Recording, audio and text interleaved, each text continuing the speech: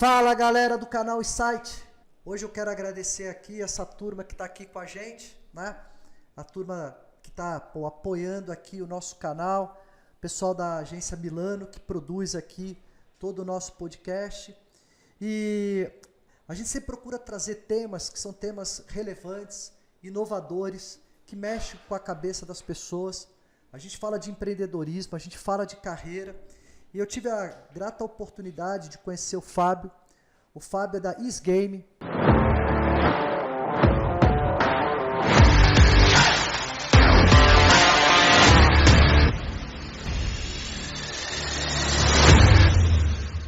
Obrigado por você estar aqui com a gente. Vamos desvendar esse mundo, né? Vamos entender o teu modelo de negócio. E me fala uma coisa, videogame melhora a vida das pessoas? Pode melhorar. Eu não vou afirmar assim, melhora, porque pode ter uma outra pessoa que não gosta mesmo e não tem jeito. Mas pode melhorar, a gente já conseguiu comprovar cientificamente isso. Antes, olá gente, obrigado pelo convite.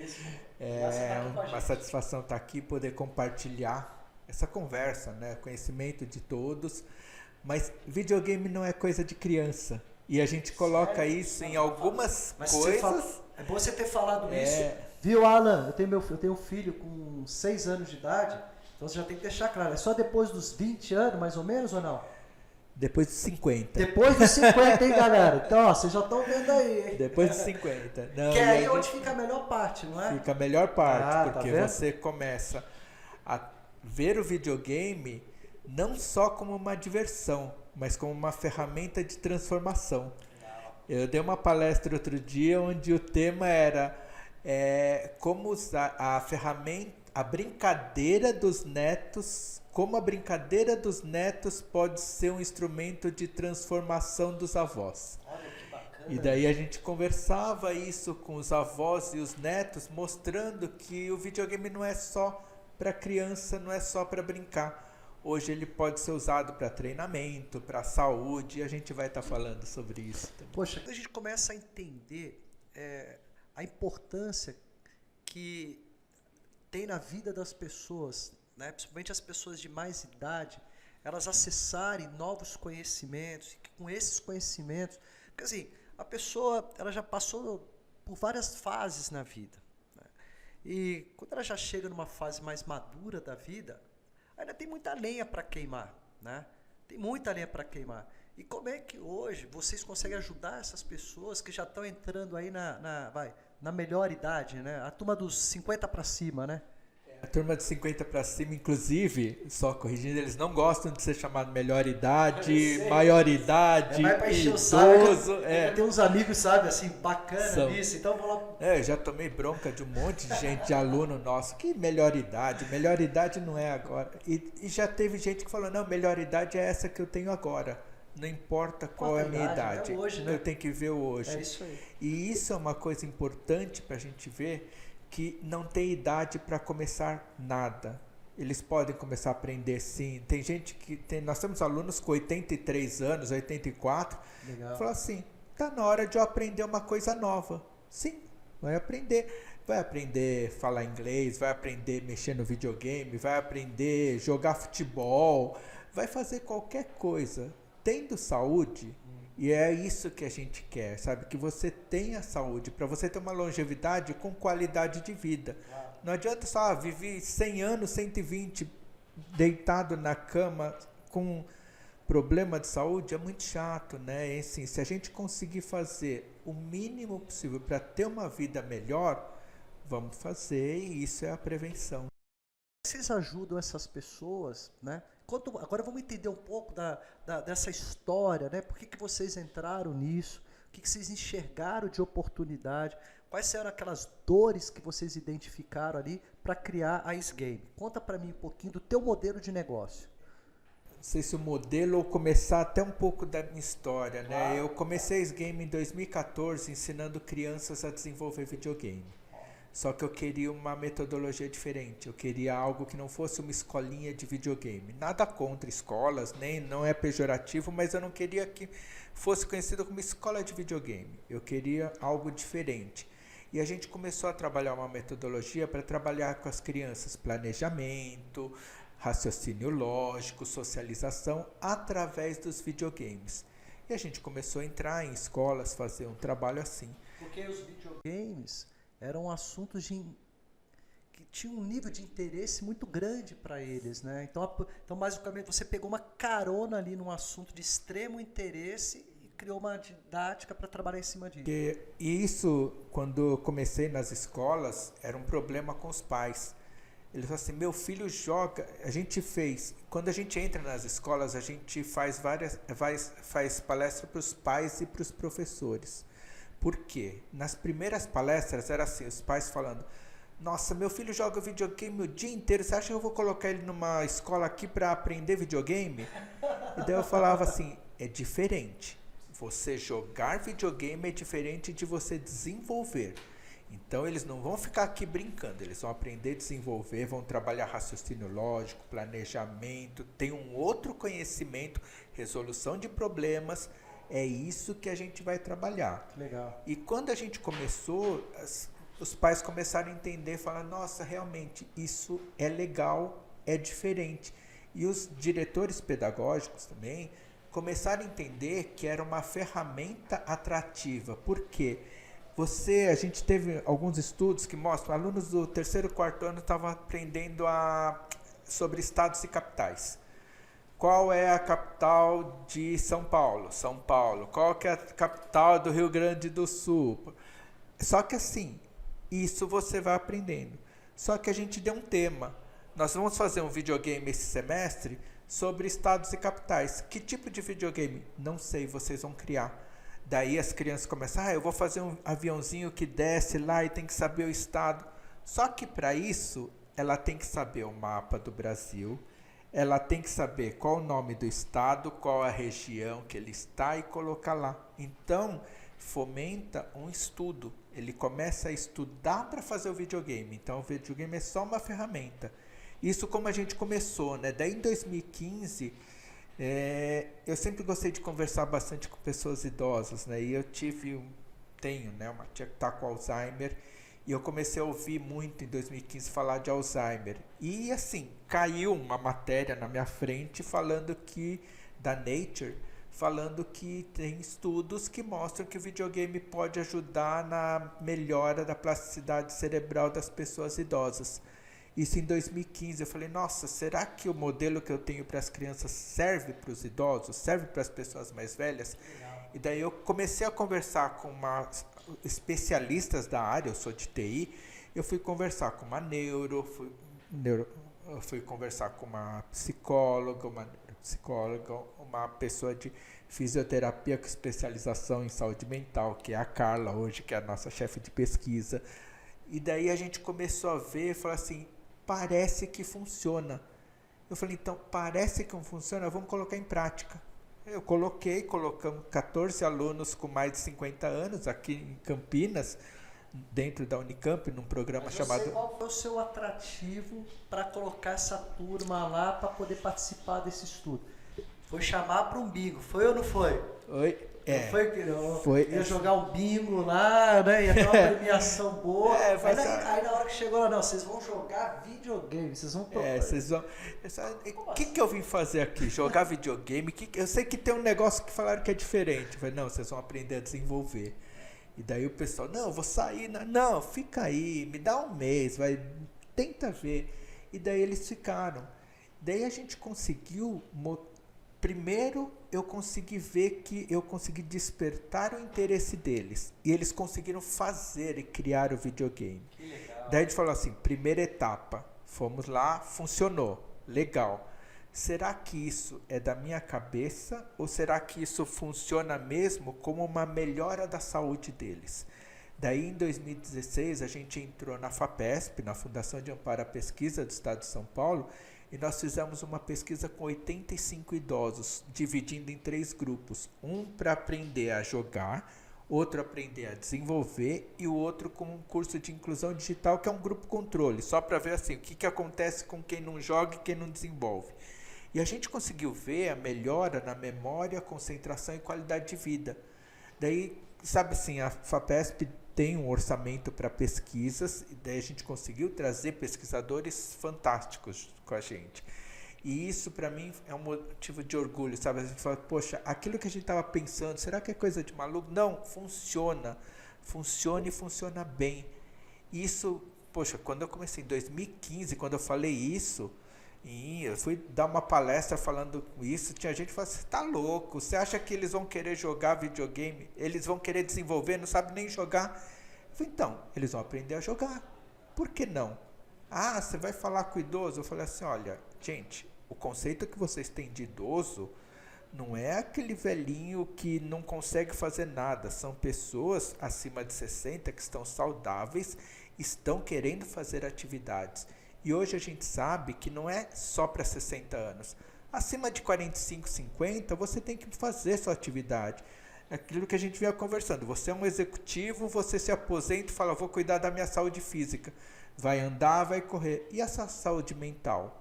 Se você ficar 2 anos, 3 anos parado, seu cérebro... Colocando, eu acho que é um ponto bastante relevante para a gente abordar aqui, porque enquanto você está numa vida ativa profissional, o teu cérebro, todo santo dia, você tem N coisas para pensar, para resolver, para discutir. Então, de alguma forma, você está estimulando muito, né? Depois, quando você chegou numa fase de aposentadoria, por mais que você esteja cuidando no sentido de ter uma alimentação melhor, de ter um exercício melhor, ter ali, né, os médicos e fazendo as suas consultas regulares, se você tem uma patologia crônica, você tem ali um controle dessa patologia, mas realmente essa parte de ativar o cérebro com outras atividades, a gente vê que isso acontece muito pouco, né? Assim, a grande maioria meio que, não, acho que o que eu já fiz até hoje foi suficiente, né? Mas se a gente for parar para pensar, bom, vamos lá, pessoas que estão na faixa dos seus 65, se Deus permitindo que tudo caminhe bem, ele chega muito bem até os 85 anos de idade. Então, ou seja, ele tem no mínimo 20 anos para queimar. Então, para queimar bem, ele também precisa trabalhar bem essa parte do cérebro, né? Que é estimular. E aí, você acredita que hoje a solução que você criou, ela acaba sendo para essas pessoas uma alternativa muito boa para o cara conseguir trabalhar isso? Sim. Ele é um treinamento, e a gente até comenta, quando eu comecei, a gente falava em curso. Eu pensava, curso tem começo, meio e fim, tá? 6 meses de curso, 1 ano.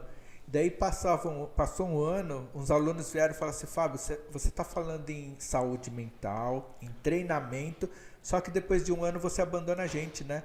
Eu, por quê? Eu falei, o curso de vocês termina em 1 ano. Eu comecei a pensar, falei com a equipe, falei assim, não, a gente tem que fazer como se fosse uma academia de ginástica. É isso aí. Então a gente virou uma academia de ginástica cerebral, onde você vai treinar todos os dias. Por quanto tempo? Por quanto tempo você quiser. Por quanto tempo você vai na academia? Por quanto tempo você anda ou joga bola? Enquanto você quiser, ou enquanto sua saúde permitir.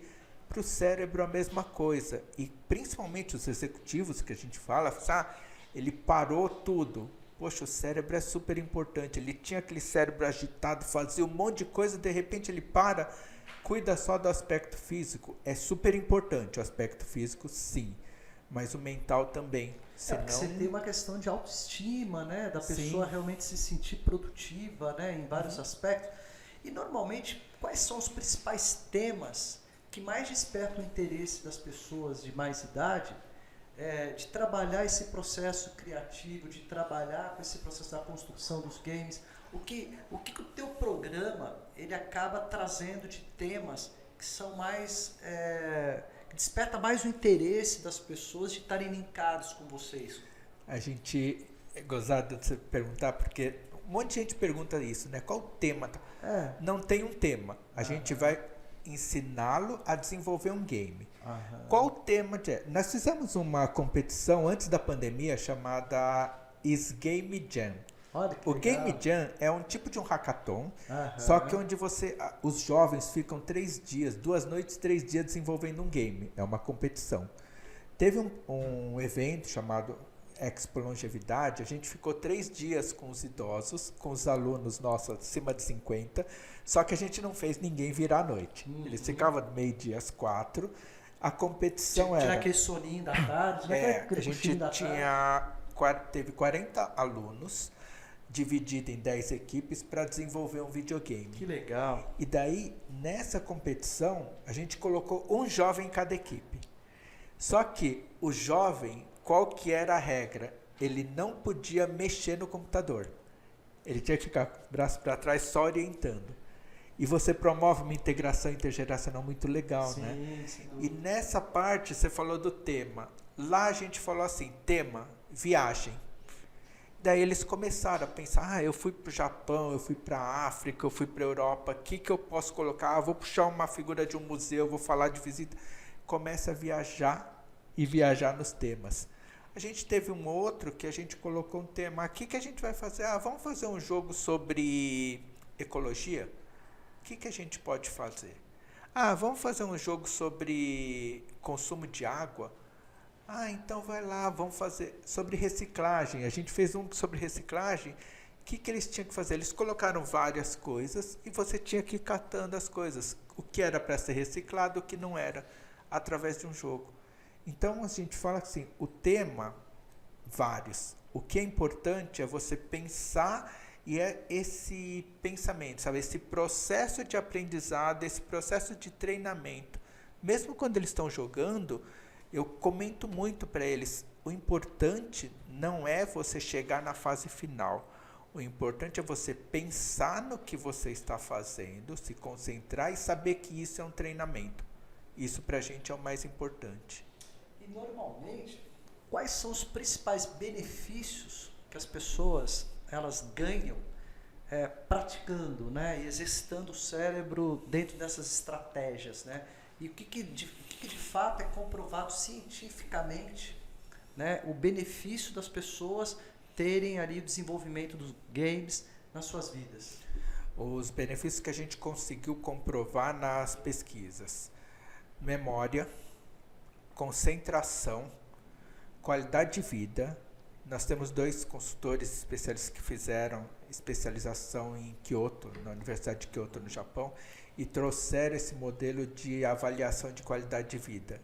Fizeram uma adaptação ao modelo brasileiro e fizeram uma avaliação. E a gente viu que melhorou a qualidade de vida.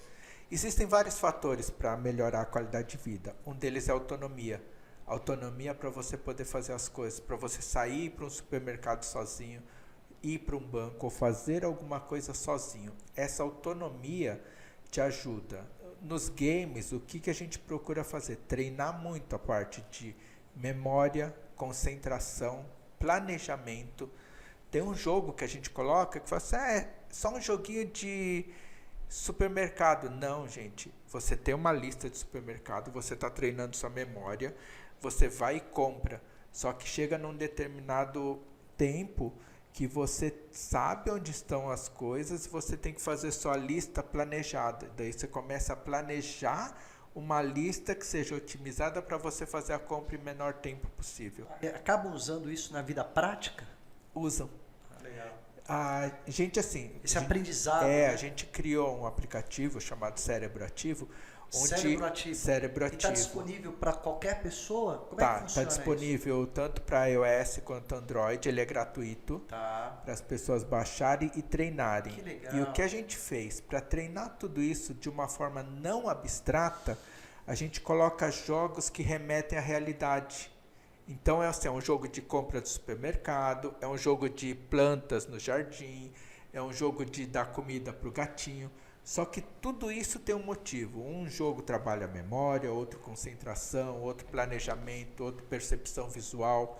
Então você tem todo esse trabalho, a gente tem todo um trabalho por trás para fazer isso. E daí o que a gente fala? Que esse treino que a gente quer que vire um hábito, que você tenha, né? Eu gosto de jogar futebol. Todo sábado, 4 horas da tarde eu vou jogar. Meu cérebro já se acostumou. Chega sábado, 3 horas, para ter que arrumar minhas coisas que eu vou jogar futebol. E se você consegue fazer isso com o seu cérebro, falar, eu vou treinar o videogame. Que horas? Qual que é o melhor horário para você?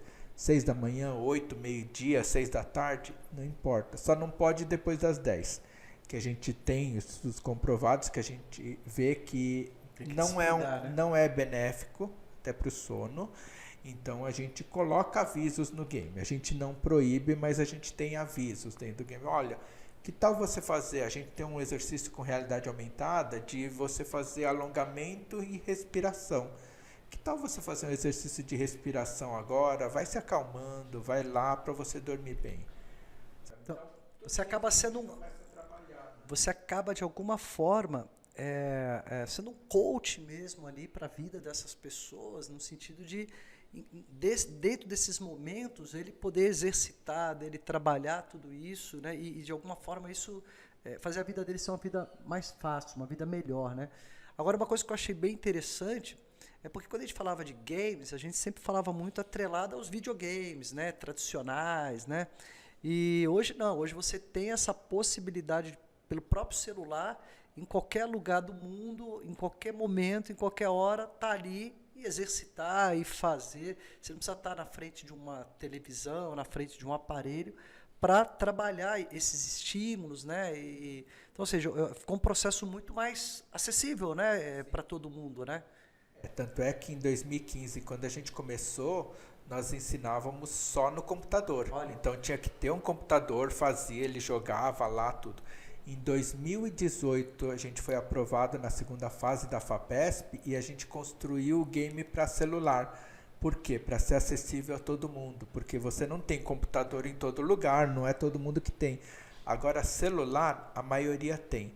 E daí a gente procurou fazer um jogo mais leve. Então, tem coisa que o pessoal vem e fala assim, nossa, por que não tem 3D? Eu falei, porque não vai ser todo mundo que vai conseguir rodar. E o jogo em 3D para o pessoal de mais idade não funciona muito, que dá tontura. Eu fico com tontura, eu falo assim, não dá. E o que a gente vê? As pessoas têm celular e a gente já foi visitar algumas cidades do interior também que o pessoal não tem. Só que a prefeitura já está fazendo um trabalho para ter Wi-Fi em alguns lugares. Então o que a gente fala? Vai para esses lugares, baixa o jogo e joga em casa depois. Vai treinando e depois só atualiza quando for em determinado lugar. Qual razão você acredita que as pessoas elas ainda não aprenderam sobre esse tema, né? Principalmente as pessoas de mais idade, porque ainda é um tema que não é todo mundo que tem essa informação, né? O que você acha que falta para as pessoas realmente terem esse conhecimento e mostrar os benefícios que isso traz para uma vida de médio e longo prazo, vamos pensar assim? Olha, é um trabalho que a gente brinca, não fala assim, é um trabalho de formiguinha. Eu estou desde 2015, mas tem muitas pessoas, muitos especialistas que trabalham nessa área do envelhecimento, numa área de longevidade, já há muito tempo. E agora, de uns poucos anos para cá, que começou a ficar em evidência. Vamos falar em envelhecimento. Então, a gente está tendo espaço, como estou tendo agora no seu programa, falar sobre empreendedorismo, mas falar com o pessoal mais velho. Poxa, pode ser um empreendedor acima de 50? Pode. Só que você pode ser um empreendedor jovem e fazer coisa para pessoas com mais de 50 também. Então, isso começou a se movimentar e a gente está tendo espaço agora na mídia, em palestras, em congressos, para mostrar esses trabalhos. Antes, quando eu peguei esse projeto, esse estudo, era um estudo dos Estados Unidos. Nosso estudo foi publicado aqui no Brasil e agora tem um outro estudo que nós fizemos junto com o pessoal da Unifesp, que foi colocado agora num congresso e foi apresentado e ganhou um prêmio. Então, assim, a gente começa a mostrar para toda a população que existe com base científica e existe algo que pode ser agradável. Eu acho que assim, é um trabalho que a mídia agora pode estar nos ajudando a divulgar não só esse trabalho de videogame, mas outros trabalhos também para todo mundo que quer uma longevidade melhor. Sem dúvida. E entrando agora na tua trajetória como empreendedor, como que você foi criando a tua estratégia de negócio? Como é que você foi gerindo o teu negócio? E a gente sempre gosta de deixar aqui para as pessoas que estão acompanhando, né, o nosso canal, que é um canal voltado para aquelas pessoas que estão inconformadas, que querem dar o primeiro passo e que querem mais do que isso, produzir a sua riqueza. Né? Não ficar ali dependendo do A, do B ou do C, não, é produzir a sua riqueza. E para isso o conhecimento ele é a chave de todo sucesso. E como é que você olhou a criação do teu negócio? Conta um pouquinho aí dessa trajetória como empresário, né? Que você foi enxergando essas dores, que você foi criando as suas estratégias, mas quais foram as principais dificuldades que você enfrentou no teu negócio e como é que você foi superando tudo isso? Conta um pouquinho agora dos bastidores, né? Eu acho que a gente gosta de ouvir e de entender esses bastidores aí. Tem uma coisa que o pessoal comenta muito, empreendedorismo você tem que entrar de cabeça, tudo, faz e joga. Só que assim, se você não tiver dinheiro, você vai falar assim, eu vou entrar de cabeça no negócio próprio. E aí, o que eu faço? Como que eu faço? Como que eu vou conseguir gerir meu negócio? Como que eu trago essas pessoas? O que eu fiz no meu caso, tá? Eu fui até mandado embora de um banco, fui demitido por uns problemas, enfim, lá com os diretores, que hoje, se eu encontrar com esse diretor hoje, acho que eu agradeço a ele. Eu falo assim, que bom que você me mandou embora, eu criei meu negócio, que é a minha vida hoje. Tem tantas histórias assim, né, de pessoas que tinham, às vezes, ali uma pseudo-estabilidade, né, e aí, às vezes, não continuam mais naquela empresa, por N razões, né, isso aí faz parte do jogo, e às vezes fala o seguinte, putz, acabou o mundo. E agora? Eu não tenho mais o sobrenome daquela empresa, eu não tenho mais uma estabilidade, não tenho plano de saúde, não tenho... E agora? Mas o que ele tem, e que todo mundo deveria valorizar muito, que é o conhecimento. Porque o conhecimento adquirido, você leva para a sua vida. E se você conseguiu identificar dores no mercado, e você traz esse teu conhecimento para ajudar em cima dessas dores, você tem um negócio, né? É uma coisa que a gente vê, por exemplo, que isso você falou, né? Você pega e fala assim, eu era gerente de TI de um banco, você tem um status, você tem um nível, que você fala, eu sou gerente de TI, tá? Com o passar do tempo, você vê que era só um cartãozinho com o sobrenome de outra pessoa que não era o seu. Exatamente. Não é você, é o Fábio, gerente de TI da empresa X. Sim. Não é o seu. Sim. Tudo bem, nada contra, cada um. Mas para um propósito de vida, quando você vai... A primeira coisa que eu falo para o pessoal é assim, tente pensar em coisas que você possa fazer com o seu conhecimento. Você fala assim, o conhecimento é importante? Super importante. Eu sou da área de TI. Fui programador, sou programador, né? Você vira programador, continua. O que eu posso fazer com esse meu conhecimento? Quando eu montei a S-Game, eu comecei a ensinar crianças a desenvolver videogame. Por quê? Porque era o que eu conseguia fazer. E daí, assim... E foi de uma dor que você identificou com o teu filho, né? Que você foi, numa escola. Meu filho queria aprender a desenvolver videogame e a gente foi para uma escola e eu não gostei da metodologia. Eu falei, nossa, filho, aqui você não vai aprender. Poxa, eu queria, o que eu faço? Eu falei assim, eu há 10 anos atrás eu tive uma empresa que desenvolvia games e a gente não tinha no Brasil gente para fazer. A gente treinava estagiários de várias universidades. Será que eu consigo fazer isso? Falei, chama seus amigos, chama uns 10 amigos seus, chama tudo para casa, eu vou treinar.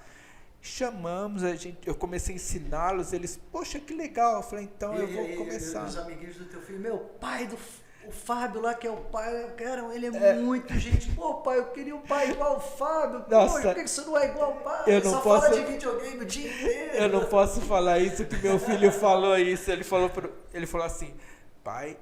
Você está arrumando uma encrenca porque os pais dos meus amigos não gostam muito, porque eles falam assim, o pai do Ricardo que é legal, ele joga videogame, ele joga videogame com a gente, né? Mas isso foi muito legal, que eu falei assim, nossa, é uma coisa que me dá satisfação, é uma coisa que eu gosto. E daí, como eu não tinha dinheiro, tava lá, falei assim, como eu começo um negócio e monto uma escola sem infraestrutura. Daí cai naquilo que fala assim, e agora? Eu falo assim, poxa, se eu levar para as escolas e falar, entrar como um curso extracurricular, eu uso o laboratório da escola, eu vou lá, não tenho custo fixo e vou ganhar para isso. Claro. E fui fazer um teste, fui para uma escola, fiz, consegui entrar e a gente começou a ter turma. Comecei para outra, falei, nossa, opa, tô ganhando dinheiro, tô conseguindo me manter um pouco. Vou lá e comecei a ver. E daí assim, 2014 inteiro a gente começou com uma escola, depois foi para 2, 3 e só eu fazendo. É o Fábio que é o dono, de brincar, você, quero fechar um contrato, fala com o Fábio. Aula, o professor Fábio, é todo Fábio, mas eu tinha que fazer porque era o que eu fazia. Então comecei a fazer.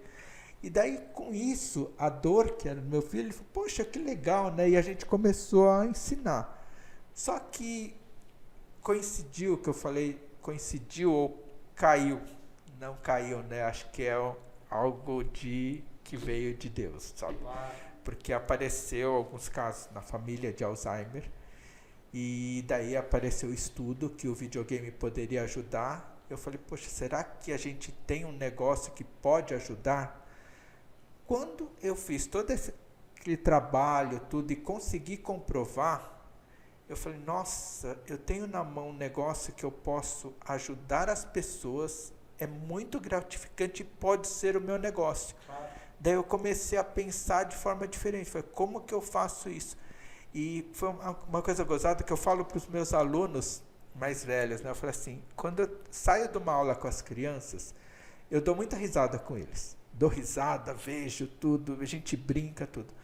Quando eu saio de uma aula com os adultos, além de eu dar risada, no final, toda aula nossa tem um final com chazinho e bolachinha.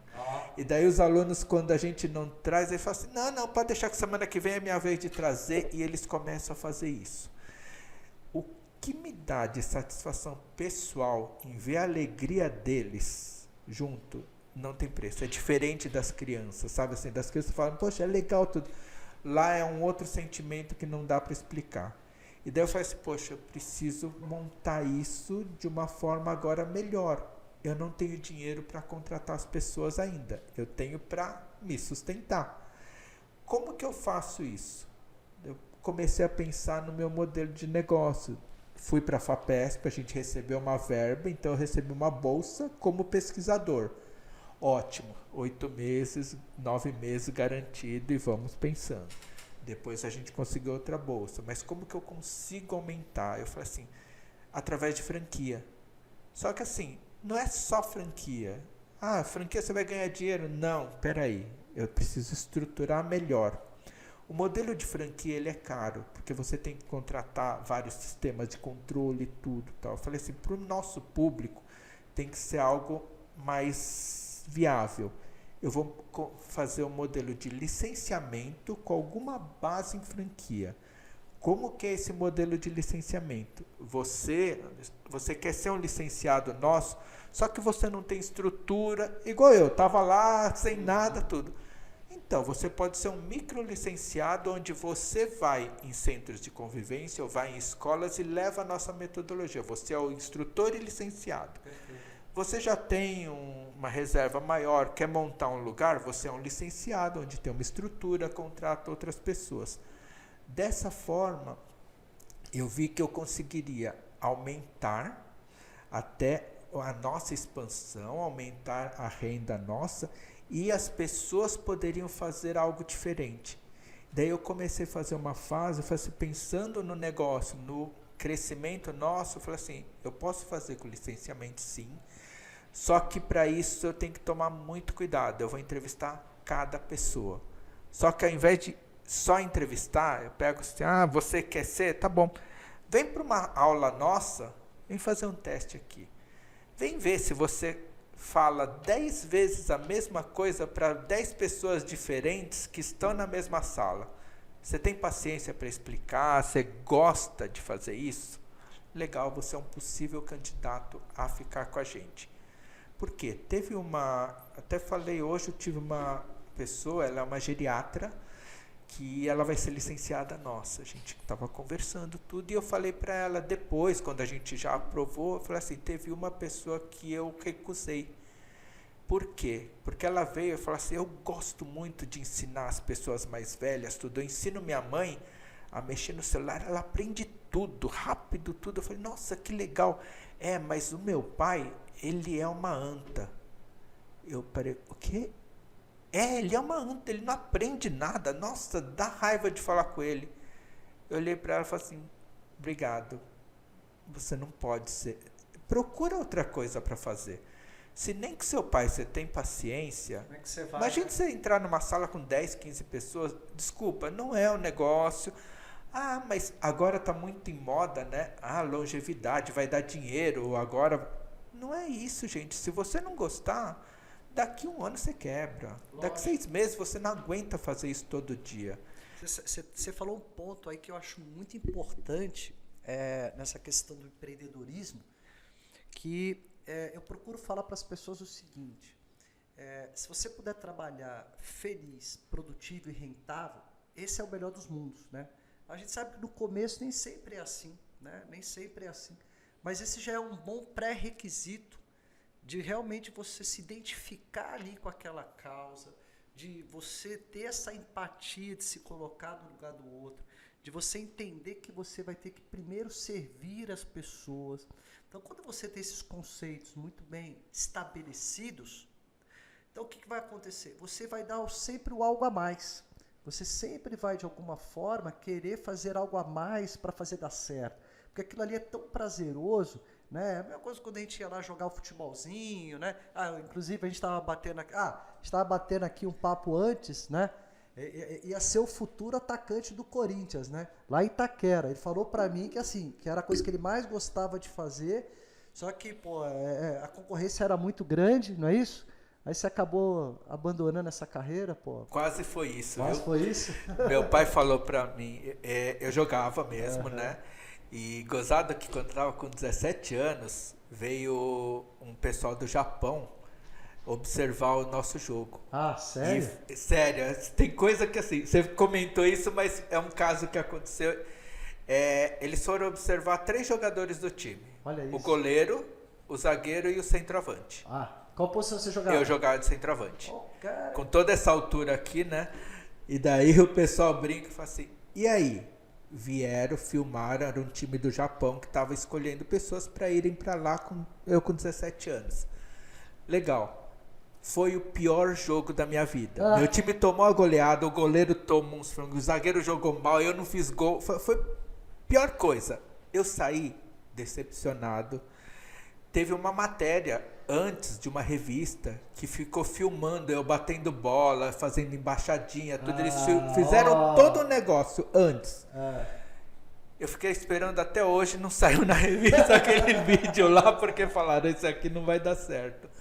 E o que aconteceu isso? E foi mesmo, eu falei assim, nossa, eu queria ser. E meu pai falou uma coisa pra mim, ele falou assim, Fábio, é muito legal ser jogador, tudo, mas, sinceramente, você não vai conseguir. Porque assim, eu sei, do pai meu ali. pai falou assim, você joga bem entre as pessoas normais. Então assim, eu vou jogar numa pelada, nossa, o Fábio joga bem. Quando entra num nível profissional, é um outro nível. Pegada é diferente. Ele falou assim, vai estudar que você ganha mais. E daí eu abandonei. Mas eu cheguei a ser jogador profissional de futsal. Que legal. Com 18 anos eu fui para uma liga de futsal, a gente jogou a primeira divisão, mas era semi-profissional. Mas também assim, eu falei, nossa, a gente joga bem, achava, né, que jogava bem, e teve um jogo que fizeram um amistoso contra o Palmeiras. A gente foi jogar, na época era o Parque Antártica lá. Nós tomamos uma goleada. Daí eu comecei a pensar, eu falei assim, nossa, eu não jogo nada. Eu comecei a me comparar, e os amigos, né, que jogam, falaram assim, não, você joga bem. Eu falei, não jogo nada. Quando eu entro no meio dos profissionais, eu sou... Mas assim, e essa frustração, só cortando uma parte, desculpa, gente, era empreendedorismo, mas... fora também, pô. Mas assim, era para ser um empreendedorismo só, mas isso mostra uma parte da minha vida que eu acredito muito, tá? que nada acontece por acaso. Se eu tivesse ido para o Japão naquela época, talvez eu tivesse jogado uns 2, 3, 5 anos. Com 30 anos ia voltar, porque acaba a carreira. E eu não sei o que ia fazer, porque eu não tinha formação, não tinha faculdade, não tinha nada. Eu não sei o que seria da minha vida. Então, hoje eu vejo que nada acontece por acaso, sabe assim? Eu acredito muito nisso. Aquela partida muito ruim que eu fiz foi por algum motivo. Teve algum motivo que fez com que eu não jogasse nada. Você acha que na vida isso acontece sempre, né, com todo mundo? Situações que às vezes fecham uma porta, às vezes a gente gostaria muito de uma determinada coisa e aquilo não aconteceu como a gente queria. Você acha que esses sinais, né, que vão acontecendo aí da nossa vida, você acha que isso serve para que a gente realmente comece a pensar que, opa, tem outras possibilidades, tem outros caminhos, né? Como é que a gente tem que interpretar um pouco isso, na tua visão? Eu com 18 anos não achava isso. Nossa. Achava horrível, poxa, perdi a chance de jogar bola, ia fazer. E é uma coisa assim, quando eu joguei futsal na liga, eu treinava quase todos os dias. Em 3 anos que a gente jogou, eu comecei a enjoar de futebol. Eu falei assim, nossa, era um negócio que me dava prazer, só que virou um trabalho. E daí eu falei, caramba, será que é isso mesmo? Só essa é a parte, mas Sim. Eu acredito hoje, com 58 anos, que nada acontece por acaso, tem um motivo. Hoje eu consigo enxergar e eu olho, e eu comecei a escrever sobre isso, né? Os pontos que não deram certo na minha vida. Poxa, aquilo do futebol foi uma. Quando eu fui mandado embora do banco, foi outra. Hoje eu vejo que se eu tivesse no banco, minha vida seria totalmente diferente. Eu não ia com o ânimo que eu vou hoje. Eu ia para o banco assim, tô indo trabalhar. Legal, tô fazendo, tô ganhando bem, ganhava super bem, nossa, sem problema, mas não tinha aquela paixão. Então eu vejo que eu acredito muito nisso mesmo, sabe? Que tem algo superior que faz com que aconteçam as coisas para que depois de algum tempo, e pode ser 1 mês, 1 ano, 10 anos, você entenda que aquilo foi o motivo para você fazer algo melhor. Isso acredito realmente. Isso você fala em função de tudo que você passou, de toda a sua experiência de vida, né? E que, claro que hoje você consegue fazer uma leitura do teu filme, né? Quer dizer, o filme da sua vida, né? Mas lá atrás, quando a gente é mais jovem, é muito difícil da gente perceber essas coisas, né? E a gente aí buscar realmente uma força interior para buscar caminhos, né, e possibilidades, né? Como é que você acha que as pessoas podem trabalhar melhor essas frustrações, trabalhar melhor situações que não caminham bem, na sua visão? Tem muita coisa que aconteceu comigo e que eu tive muito apoio da família e de amigos. Então, assim, eu falei, não foi só mandar embora. Eu tive uma empresa durante 12 anos. Eu criei minha primeira empresa com 27 anos. Com 30 anos, estava no maior sucesso. Uma empresa com 50 funcionários, faturando, carro do ano. Eu quero aquele carro. Aquele óculos escuro, aquele óculos... Pô, nossa, imagina, aquele óculos, hein? pois é, né? Aquele cabelo bonito, né? E daí fala assim, nossa, aquele japonês metido lá. E japonês pra cá, cara, pois nós, eu tinha um Civic. Eu tinha um amigo, chamava Wilson, lá de Emelino Matarazzo, né? E é um japonês. E ele era aquele cara que quando ele chegava tinha aquelas Brasílias, né? Estamos falando lá da década de 90, né? E aqueles rádios no carro, que era uma coisa assim... Rodstar, o pai, né? Que era do outro mundo, né? Então sempre teve, né, essa coisa caprichada, né? Tive, sabe, assim, coloca óculos escuros. Tinha um blazer lá que eu olho hoje, eu falo pra minha mãe, como a senhora deixava usar aquele blazer todo listrado, rosa, cinza? Ela falou, mas você ia pras baladas se achando, então tava. Eu falei, pois é, me achava tudo, né? E ganhei muito dinheiro. E foi. Quando a gente quebrou, e a gente quebrou feio, Eu fui pro fundo do poço. Caramba. Perdi tudo e fiquei uns 6 meses pensando nossa, eu ganhei muito dinheiro, mas eu não sei fazer mais nada, não sirvo para nada, não sei. Eu tive muito apoio da minha família, sim, e de um amigo que já faleceu, que a gente conversava muito. E a gente falava assim, que alternativas a gente tem para fazer? E ele me ajudou muito, sabe assim? E eu vejo que as pessoas falam assim, poxa, o que eu faço? Hoje eu vejo que tem muitas pessoas, como você já falou dos seus projetos, que ajudam as pessoas jovens.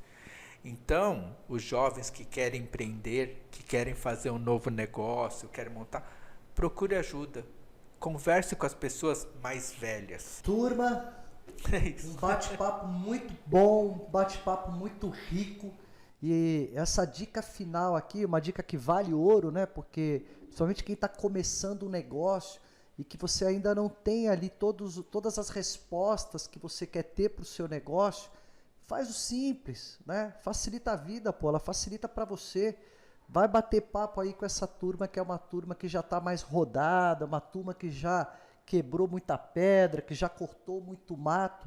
E vai lá, pô, é uma ideia que você pega daqui, uma ideia que você pega dali, você fala, pô, eu não tinha pensado nisso, eu não observei aquilo. E é onde esse pessoal mais rodado tem todo esse ensinamento aí gratuito, né? Porque também as pessoas que já passaram por uma trajetória, elas gostam de compartilhar os seus conhecimentos, né? Às vezes o que falta é alguém lá e perguntar, né? O conhecimento está disponível. O que falta é a curiosidade, né? Então seja mais curioso, pergunte mais, aprenda mais, e aí você vai fazer um negócio caminhar bem. Tá certo? Tá certo. O máximo que você pode acontecer é a pessoa falar, não quero falar com você. Eu recebi mentoria de algumas pessoas que se eu comentar o nome, a pessoa, nossa, você conseguiu falar com essa pessoa? Sim. Eu falei, tem um projeto, eu queria a sua opinião. O cara me deu uma mentoria, 10 minutos, que falou, nossa, valeu, eu não consigo pagar por isso. Só que a pessoa está num nível que a gente imagina, nossa, ele está num nível tão alto que ele não vai querer. E ele quer te ajudar. Ele falou assim, eu já passei dessa época, eu vou te ajudar, vamos lá, fala. E me deu umas dicas que eu falei, nossa, caramba, que legal. Ó, essa dica que você está dando é muito legal, gente, porque é o seguinte, é claro que cada pessoa, ela conduz a sua vida do jeito que tem que conduzir, não existe o certo ou errado. Mas uma coisa que eu sempre bato muito na tecla, todas aquelas pessoas que já passaram uma fase da sua vida em que a construção da carreira, né, a construção de uma condição financeira mais estabilizada, de alguma forma, todo o conhecimento adquirido, seja um grande executivo, seja um grande empresário, tenta pelo menos numa fase da vida, que você já chegou aí depois dos seus 50 anos, né, doa pelo menos que seja 10% do seu tempo, continua ali 90% focado em negócio, mas com o passar do tempo vai diminuindo para 80-20, depois 70-30, até chegar uma hora que você pode ficar 50-50, né? Ou seja, 50% do teu tempo pensando em negócios, mas 50% impactando a vida das pessoas, né? Então, quantos lugares que a gente não pode ajudar? Então, às vezes você tem ali do lado um orfanato, você tem um asilo, você tem uma comunidade carente, você tem uma ONG, que o teu conhecimento vale demais. Então, de você chegar lá para o cara e falar, poxa, você tem problema aqui na gestão financeira, contábil, do dia a dia aqui da ONG, ou do dia a dia de um orfanato? Então, a gente tem, faz isso, faz isso, faz isso. De verdade, é extremamente gratificante, porque você vai fechando os seus ciclos, né? Eu acho que todo mundo deveria aprender a construção do seu legado, que é o que você quer deixar para sua família, para os seus filhos, para a sociedade. Para a gente é um privilégio a gente poder, né, ter esse bate-papo, essa experiência, porque isso aqui a gente vai deixar para a vida, né? E ter as mídias sociais aí de alguma forma acessível para todas as gerações, então isso vale muito. Então o aprendizado ele faz a diferença, né? Fábio, obrigado por você estar aqui com a gente no canal, né? Obrigado pelo seu tempo, obrigado, eu que agradeço. Obrigado pela conversa super agradável aí, né? E vamos que vamos, não é isso? Vamos lá. Obrigado, eu agradeço Que isso, muito o convite também. Que é isso. Saiters, um abração. Manda um tchau lá pra galera. Até mais. É isso aí.